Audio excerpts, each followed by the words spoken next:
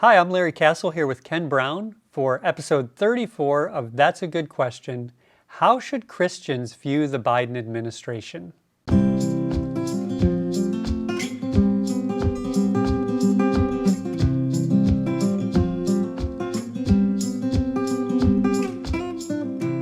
Well, thanks for tuning in to watch again this week. And I just want to remind you at the outset, if you are watching us on YouTube, just a reminder, if you don't already, subscribe and even hit that little notification bell so you know when new episodes are coming out. And we appreciate you tuning in to watch. And then as well, if you're connected with us on Facebook already, make sure you like and share this post. And if you don't already, follow our page on Facebook. Thanks for tuning in. Pastor Ken, our last three episodes dealt with the issues related to the Capitol riot that we've talked about. We explored answers to questions like, why did the Capitol riots happen? And then we talked about, is the deep state out to get Donald Trump? And finally, we ended off with who was at the Capitol riot. And in the meantime, we now have a new president, Joe Biden. And in this session, we're going to deal with the question, how should Christians view the Biden administration? And I just want to explain that our question is specifically about how Christians should view the new president and his team and their policies, because most of our viewers would identify themselves as Christians. And not only are we Christians, most of us are conservative Christians. We didn't vote for Joe Biden. And so because of that, our view of him might be overly cynical in some ways. And especially after all the bitterness that was involved in this last election, right? Yeah. You know, before we specifically look at how we should view the Biden administration, I want to recommend that we do a couple of things first to put the past that you mentioned in the past and hopefully learn from it as we go forward. The first thing I think we need to do is adjust to the reality that we do, in fact, have a new, duly elected president, not of our own choosing. President Trump got a record 74 million votes, but unfortunately for him and his supporters, Joe Biden got a record 81 million. So here we had an election where you had the sitting president get more votes than any candidate had ever gotten before, but his challenger got more than that. So both of them actually set records. And as we've gone over in previous episodes, the election has been adjudicated in dozens of courts across the country. It is true that some of them did not hear the challenges because those challenges were made to procedures in the election after the fact, and the time to do that is before the election, not after. But many courts did have hearings. Some of those were presided over by Trump-appointed judges. All of them came to the same conclusion: no proof of widespread fraud. The plaintiffs in those cases for the president did not even so much as make the claims in court that they had made in front of cameras. Now, that's because when you're in court, you're under oath, and there's a possible penalty for making false statements. And so they did not make claims of fraud in court. But the claims that they did make and the things that they wanted to do were rejected, and soundly, by several courts. So the first thing we need to do is accept the reality that Biden was elected. Now, I know that there are people listening to me now who are never going to accept that because they see a vast conspiracy involving many people to deprive Trump of the presidency. Now, for those in that category, there's just no court decision, no number of court decisions that are going to persuade them. And that's because one feature of conspiracies is they're non-falsifiable. So every fact that's brought forward to refute it is always explained within the framework of the conspiracy. So if you talk about judges, the judges are part of it as well. They're out to get him too, something like that. Or when all else fails, the person actually bringing those additional facts is deemed to be part of the conspiracy. So you have the governor of Georgia, the secretary of state of Georgia, the governor and secretary of state of Arizona. They have all been variously lumped into a conspiracy, that they're somehow part of it, all trying to get Trump. And the impossible thing about that is these are all Trump supporting Republicans. So in writing about how conspiracies are non-falsifiable, which I did just a few weeks ago in my blog. I mentioned the story of a guy. He dies, he stands before the Lord. The Lord says, hey, I'm going to answer one question for you on any topic. And the guy says, what about that 2020 election? Who won that? And the Lord says, Biden, in a fair election. And the guy's response is, oh, wow, this thing goes much higher than I ever thought. And so you see the idea that there's just nothing that will change the view once you are in the conspiratorial mindset and you have your mind made up. So I'm suggesting the first thing we need to do is adjust to the reality of a new, duly elected president. But secondly, I really urge all of us to consider evaluating the sources that misled us in the first place. Now, again, if you're one who cannot be persuaded, then none of this is going to be of help to you. But that's not the vast majority of our viewers. The vast majority of our viewers are open to evidence and to reason. And you see that the fantastical claims that have failed over and over in court, you see that. And so I'm urging you to mark the people, identify the people who got you wired up to begin with, and really just for your own mental health, your own emotional health, your own spiritual health, cross them off of your list. Stop going to the news sources that got you jazzed about this false theory, or perhaps better, stop going to them exclusively. And that's because everybody has a bias. We all have a bias. News sources have biases. And so if you go to a right-leaning source, then I recommend you also go to a left-leaning or liberal-leaning source to get the part that the right is not telling you, and vice versa. If you go to a liberal-leaning source, go to a conservative-leaning source, because they're going to give you a slant that you're not getting from the other side. I find that actually causes you to kind of settle down in your spirit and in your emotions a bit, because what I heard over here may not really be as bad as or extreme as they portrayed it. So, for example, I find the vast majority of my conservative friends have focused for 4 years on one side of this Russia-Trump campaign investigation that we talked about a few weeks ago. We're not going to get into revisit that again. But they focused on the origin of that to the exclusion of what the investigation actually found. And the reason is that's what their news sources were focused on. It was focused on all this had shenanigans going on with it. And we talked about that again a few weeks ago, so I won't deal with that again. But it's an example of how if you go to one type of source, you're going to get one type of slant. And so I'm encouraging you to either, certainly the ones who misled you, you should think about crossing many, if not all of those off your list, but think about balancing your information intake. Yeah, and that issue of choosing our sources carefully includes not just the professional journalists and organizations that we look to, right? But also whoever it is that we're giving our ears to and our eyes to, whether it's in our family or our circle of friends. And as my wife calls them, my pretend friends, my internet friends on social media, some of whom apparently have too much time on their hands and just regularly dump everything they can find that backs up their perspective on the internet in order to convince you of their position. So I think that's important to recognize that. It is. And it might also be a good time here then to deal with why it is that we sometimes say, don't devote too much time to the guy on social media who's popping off with his theory. But all the while, we're telling you that here on this platform to tell people how we believe Subscribe to our YouTube channel, don't forget. Yeah, exactly. So we're using social media, and we're telling you, though, be careful. Maybe don't go with that guy who's doing what Pastor Larry describes. So what's the difference? Why do we recommend you listen to what we're saying, but perhaps not that guy?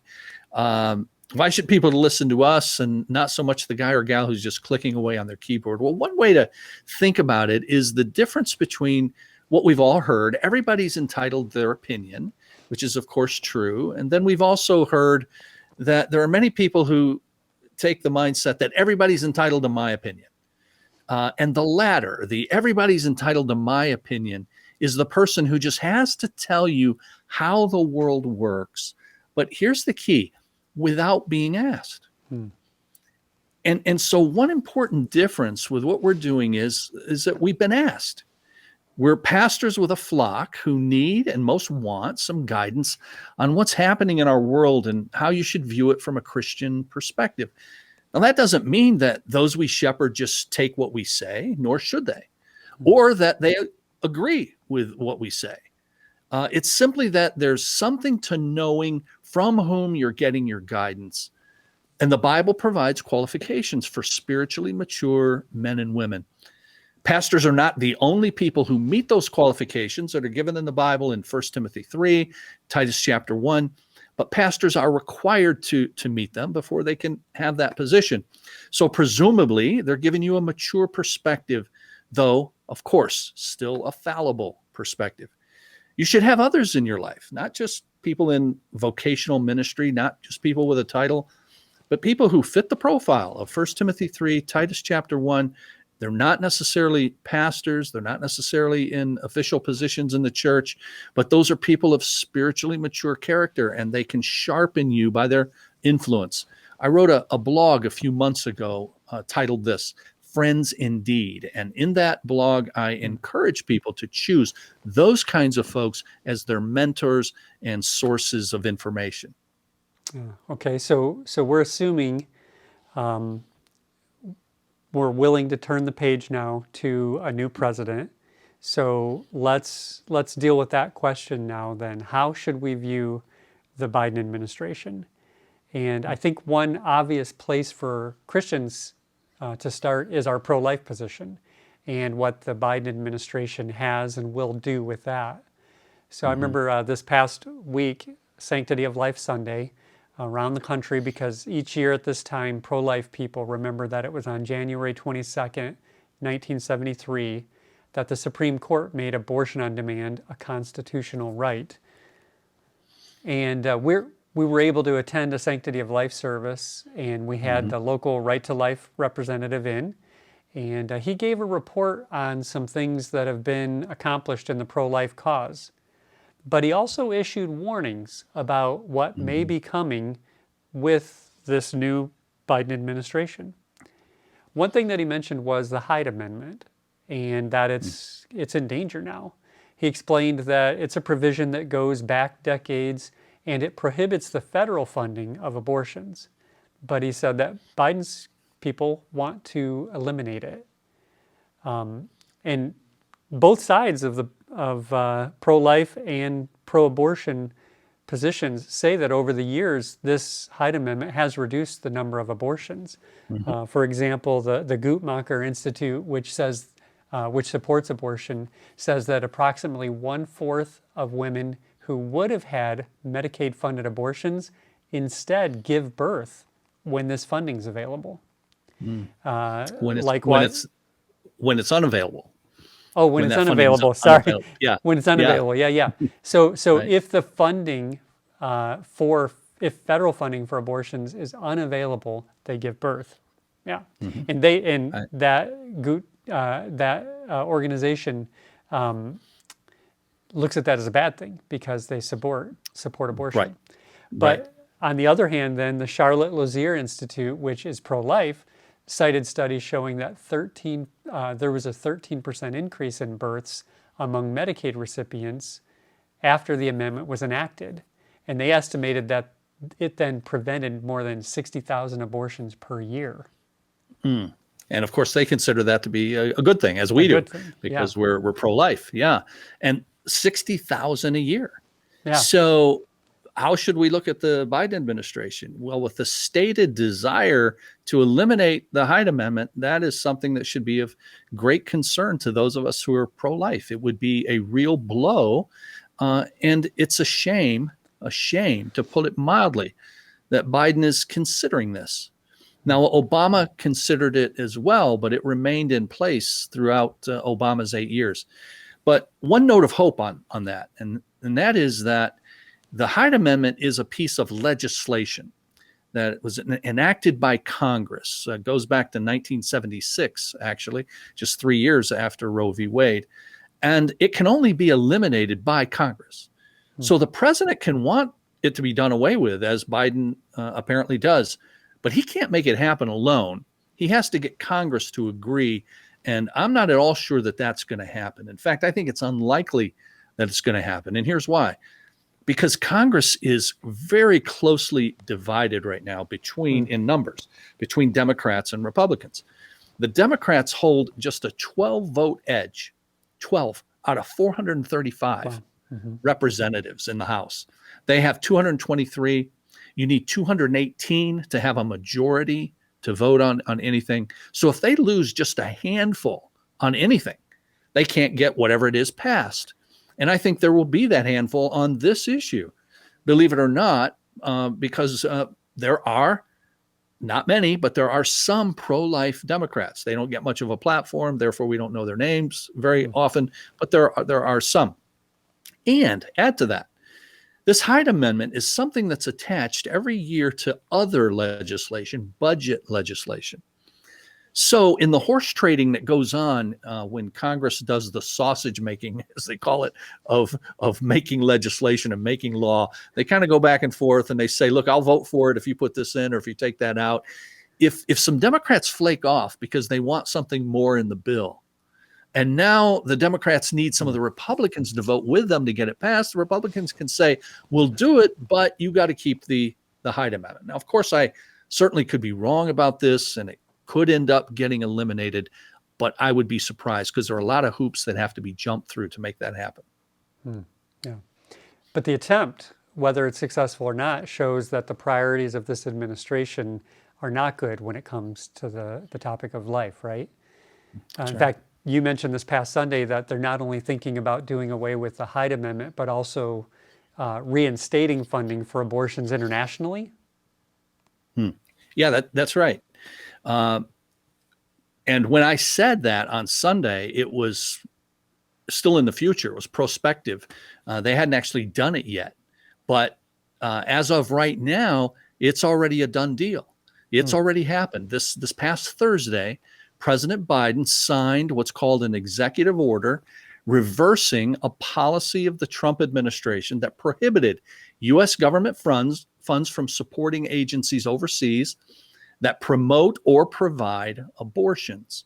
Now, what is that? What is this idea that you can't use U.S. government funds for promoting or providing abortions overseas? It goes back to 1984 when Reagan was the president, and the policy was announced at a meeting of the United Nations in Mexico City, and it's been called the Mexico City policy ever since. Now, just as an aside, to kind of go along with what we were saying earlier about bias in the way people report things, it's called by we pro-life people the Mexico City policy. And it's called that in conservative-leaning publications. It's called the global gag rule by pro-abortion and liberal-leaning publications. Now, it's called the gag rule because it prohibits counseling people to get an abortion if the organization that they're with gets U.S. dollars. Just notice that lot of marketing going on there, right? You said called the global gag rule by pro-abortion. They would protest to us calling them pro-abortion. They want to be called pro-choice, right? Because of the pro-choice. There you go. The marketing and the terminology. The terminology we use shows our biases. That's absolutely the case, and that's the case with Mexico City policy versus the global gag rule. So the terminology shows the subtle ways that different sources show their bias, and both ways, as you pointed out. One's more positive sounding, the other's more draconian sounding. So since the Reagan administration in the 80s, the Mexico City policy has either been in effect or it's been rescinded, depending on whether or not you have a Republican or a Democratic president. So from 1984 to the end of Reagan's term, you had it in place. His vice president, George H.W. Bush, became president, won the election for one term. And so for another 4 years, it remained in place. But then in 1992, Bill Clinton won the election. He won 2 terms for 8 years. He rescinded it. It was no longer in place. 2000, George W. Bush, it's back in place. Obama in '08. It's off again for 8 years. And then for the last 4 years, it's been in effect under President Trump. And now, just as of a few days ago, President Biden has signed this executive order making it no longer operative. Now, you said that the Hyde Amendment has more protection because it requires an act of Congress, but the Mexico City policy goes away or comes back into effect in the first days of a new presidency. So a president has the power to just eliminate or enact some things, but not others? Well, he does not have the power to eliminate laws like the Hyde Amendment, but he can overturn executive orders that were put in place by a previous president and then create his own executive orders. And that's because, in our structure of our government, we have the three branches. So I apologize, just bear with me for a minute as I remind everybody of how our government is set up with these three branches. I'm sure you all know that, but we have the executive branch and the legislative and the judicial, and the president is over one of those. He's over the executive branch. And so the president is called the chief executive for that reason. And he can issue rules for all of the departments, this labyrinth, myriad of departments that are under him, and tell them how they're to operate, what they're to do, what they're not to do. And so he can say, for example, that our State Department is not to give aid to any overseas entity that counsels for abortion or provides abortions. And then a new president can overturn that and sign his own new executive order. So it's a decent amount of power in one guy, but it's still not a monarchy, and that's by the design of our founders. But he does have this large organization of departments and agencies that he can order at will by issuing these executive orders. Now, just a few things about that. This huge bureaucracy that many of us think is much, much too large is sometimes called the administrative state. I'd recommend that our viewers use that term rather than the darker, kind of more conspiratorial deep state that you have to fear. Many people think, like we discussed last week. We do have, I believe, an oversized government. And in an organization that large, you're going to have malign characters. You're going to have bad actors. But we also have, I'm thankful to say, we have mechanisms to often catch them as well. I think it was last week or a couple episodes ago, we mentioned the inspector general system that we have within our government in order to give us better government and catch people doing things that are wrong and having a way for them to report that. Using executive orders rather than working with Congress to get laws passed is controversial, but it's been used by most presidents, some more than others. So I just want us to think about a couple of things with this executive order idea. One is, yes, it is this vast administrative state of executive departments and agencies that the president has underneath him, and it's too vast in the view of many of us. But the other thing to understand about it is how these executive orders work. That the president, with an executive order, doesn't have to work with Congress. So it's really much easier for a president to do these, and presidents increasingly desire them because they're much less hassle. You just sign it and say, this is what you're to do. They've been used by most presidents, some more than others. Obama, for example, he got frustrated with the Republican Congress that he had to deal with, and he was finding it hard to get his initiatives through. So he famously threatened, quote, "I've got a pen and I've got a phone and I'm going to use them." And that he meant by that, I've got my pen, I'm going to call people, tell them what to do, I'm going to sign, tell them what to do, and that's that. And he did so to bypass Congress as much as he could. Now, overall, my own view is that's not good for our government because it means the president, one person, is wielding more power, and that's not the way our system was set up. But as I said, all presidents do it. Some do it more than others. Now, already you're seeing the bias. Conservative-leaning media has pounced on Biden issuing several of these already, and they're complaining about it. Now, it's true that he's issued more in just his 11 days in office than others have. But we'll have to see what he does for the rest of his term to see if he's really going to abuse it more than others. Because to be fair now, several of his executive orders have to do with handling the pandemic. And that's something he inherited, and that's something nobody else has had to deal with at the beginning of a term. So I think we should wait and see before we complain too much about Biden's proliferation of these executive orders, because here, get some numbers here. Trump signed 220 of these during just 4 years in office. Obama signed 276, so 56 more than Trump did. But remember, Obama was in office for 8 years. So Trump signed them at a much higher rate than Obama did. We're going to have to see what Biden does. But this is something that you get when you read both liberal-leaning and conservative-leaning media, not just one side or the other. You get the fact that, hey, there's a balance here. Maybe it's not that Biden is just going crazy here and being authoritarian. He might end up doing that. Let's wait and see. But if you read both sides, you'll get the numbers from both sides, and you see that it's a little more even-handed than it had first appeared. Yeah, I've read that he not only issued executive orders about abortion in the pandemic, but also about LGBTQ matters. And that's another area that Christians should be especially mindful of. Absolutely. This is really the first Democratic administration that we've had since the Supreme Court rulings favorable to LGBTQ rights. Because it was just, I know it seems maybe longer than that, but it was just in 2015, you had the decision making gay marriage a constitutional right. But that was in the last year or so of Obama, and then Trump was elected. And then last year, there was another Supreme Court decision in 2020 about non-discrimination in the workplace. So now what you have is an LGBTQ agenda-friendly administration for the first time under these new decisions of the Supreme Court.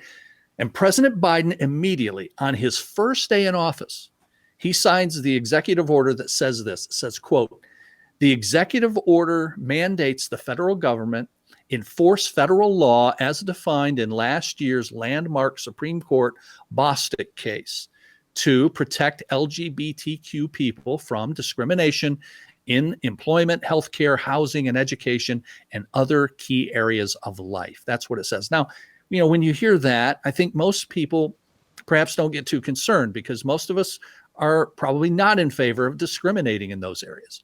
But there are related issues that are more concern, because the order goes on to say this. Now I'm quoting, "Children should be able to learn without worrying about whether they will be denied access to the restroom, the locker room, or school sports." Well, okay. So your daughter may now have what was a boy in her restroom or locker room at school. And might that just be if the boy declares, I'm now a girl?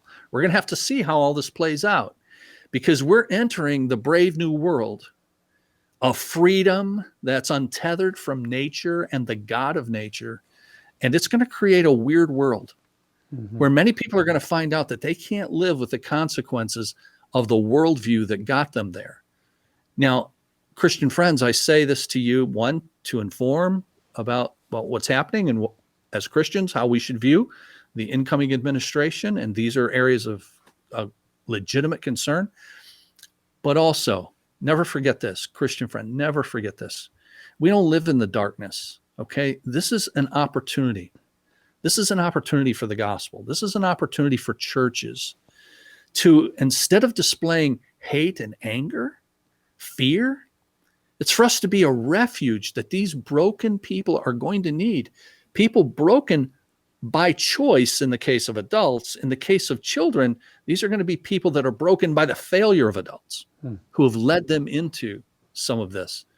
So that's an episode about the whole LGBTQ thing and all of its ramifications. That's an episode for us to do all its own. But just suffice it to say that we can expect this administration to start down a road that will lead in strange, undesirable, and for many unintended places.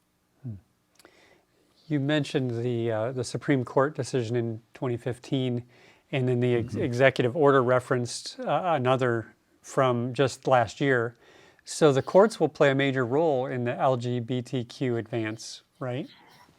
Yeah, and that actually points to something good, Hmm. very good, I think, that happened during the Trump administration, and that was the appointment of judges and the kinds of judges with a judicial philosophy that is not in the habit of finding rights that are not written in the Hmm. Constitution.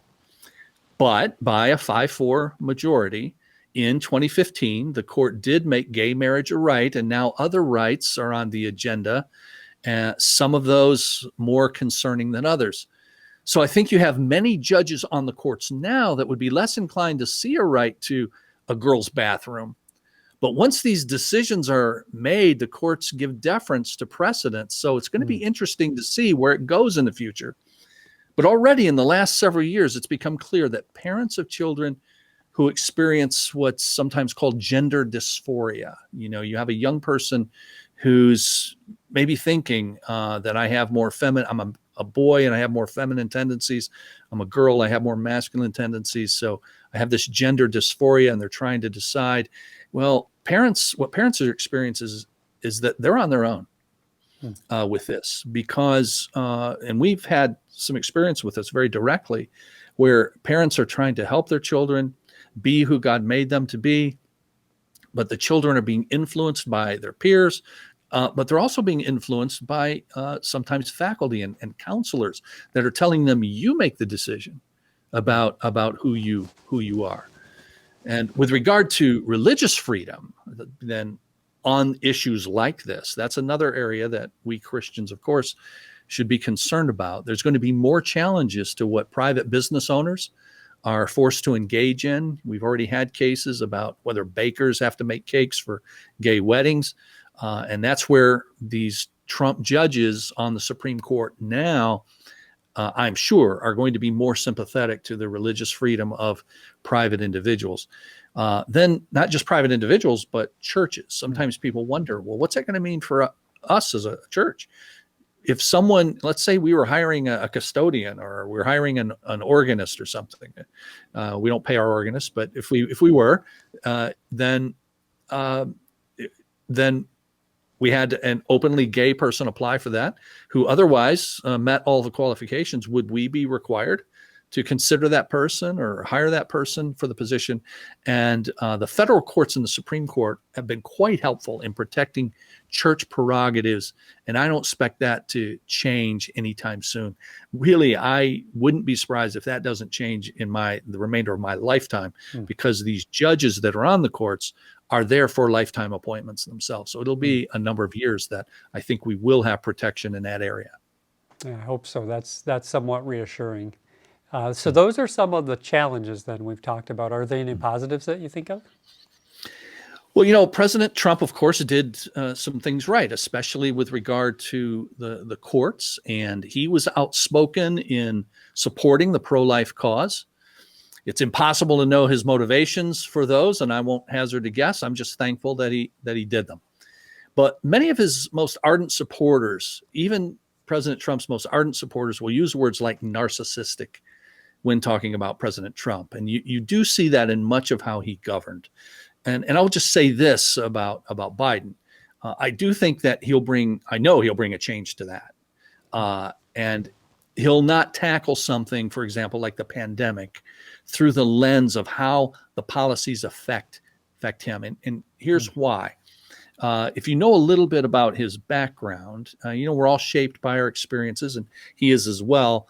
But he has known suffering.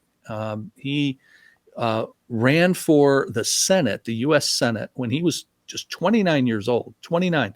You can't even serve in the Senate until you're 30. He ran when he was 29, and he was elected at age 29. Hmm. But by the time he was going to be sworn in, he would be 30. So he gets elected at 29. He's now in that interim period in 72. I'm quite sure it was 1972. And he's getting ready to go to Washington. In fact, he was in Washington, and his wife and children were back in Delaware, but they were going to join him in Washington for his swearing in the next day or the next few days. And they were out in their car. They got hit by a car. and his wife was killed, and one of his two children in the car was killed as well. So at age 29, he lost his first wife, and he lost his child. And he didn't know what he was going to do about his Senate career then. And he talked to some of the older senators there, and they encouraged him to continue on. And so he did. He was sworn in. He became the senator. He remained a senator for 36 years from Delaware.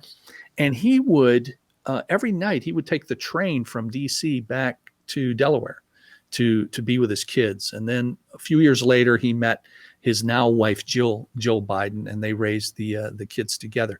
So he lost that, his wife, he lost his child. He also lost his adult child named Bo, who had served in the military, had served in Iraq, got brain cancer, and died of the brain cancer. And Bo was a guy who had a political career ahead of him himself. He was the Attorney General of Delaware, but he died an untimely death with this brain cancer.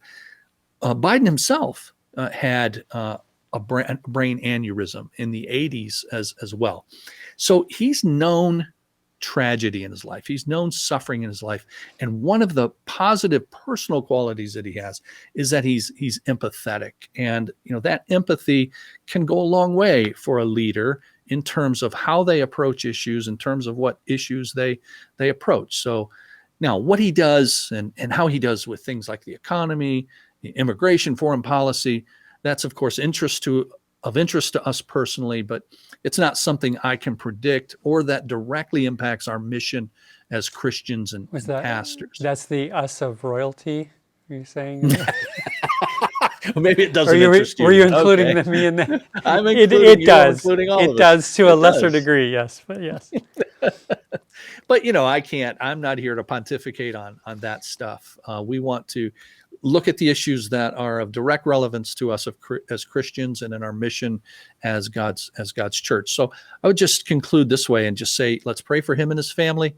Let's see things as they happen that are contrary to what we believe and are harmful to human flourishing.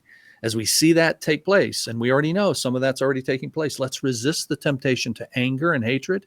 And remember this, that our battle is not against flesh and blood.